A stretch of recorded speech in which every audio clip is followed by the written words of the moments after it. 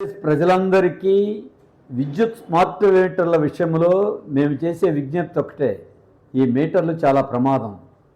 మీ ఇంటిలో అదానీని ప్రవేశపెట్టడమే శాశ్వతంగా మన దోపిడీ చేసేటువంటి మీటర్. ఇది మామూలు మీటర్ లాంటిది కాదు. ప్రీపెయిడ్ స్మార్ట్ మీటర్ అదానీ ఒక కార్పొరేట్ కంపెనీది. మీరు ఇప్పటి వరకు బిల్లు వచ్చిన తర్వాత 15 రోజులకో నెల రోజుల లోపల చెల్లించాలి. ఈ మీటర్తో ముందుగానే మీరు ఫోన్లో బ్యాలెన్స్ వేయించినట్టు బ్యాలెన్స్ వేయించుకోవాలి. ఇది అదనపు భారం.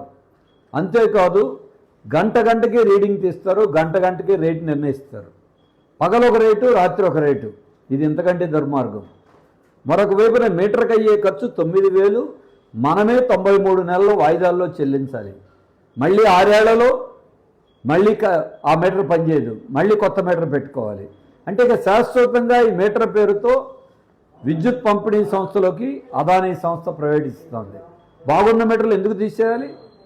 2 కోట్ల మీటర్లు ఎందుకు మార్చాలి? అందుకే ఇప్పటికే విద్యుత్ బిల్లులు పెరిగిపోయాయి.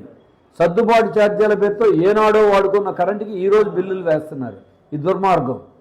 ఇప్పుడు ఈ మీటర్ పెడితే చాలా చోట్ల ఇంకా బిల్లులు పెరిగిపోతున్నాయి. అందుకే ప్రతి ఒక్కళ్ళు మీ ఇంట్లో మీటర్ వద్దు, మీ అనుమతి లేకుండా మీటర్ పెట్టకూడదు. కాబట్టి అందరూ అడ్డుకోండి. రైతులు పంపు సెట్లకు మీటర్లు పెట్టొద్దని తిరగబడ్డారు, వాళ్ళకి ఆగింది.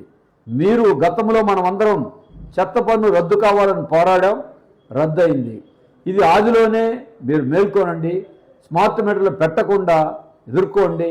మీ కాలనీలో, మీ వీధిలో, మీ అపార్ట్మెంట్లో అందరినీ ముందుగానే చెప్పండి.